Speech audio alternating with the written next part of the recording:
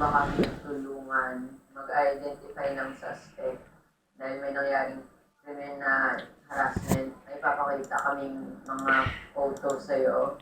Sumama si Rodney sa lalaki Ang at bahay sa babae at isang lalaki ang sumalubong sa kanila. Mula doon na Hemedy, naglakad lang sila papunta sa tindahan nito sa may Aurora Boulevard. Doon na hiningi ng grupo ang kanyang iPad at cellphone. Sinasabi niya, ikaw yung magiging suspect kung hindi mo ilagay yung password. Takot ko na lang po na masaktan ako. Hindi ko na lang po yung gadget ko. Mula sa tindahan naglakad sila papunta sa Gilmore at Broadway Avenue. Dito na tayo ng grupo bumalik sa Winston at hinay sila. Pero hindi na bumalik ang mga suspect. Doon na humingi ng grupo sa kwarta at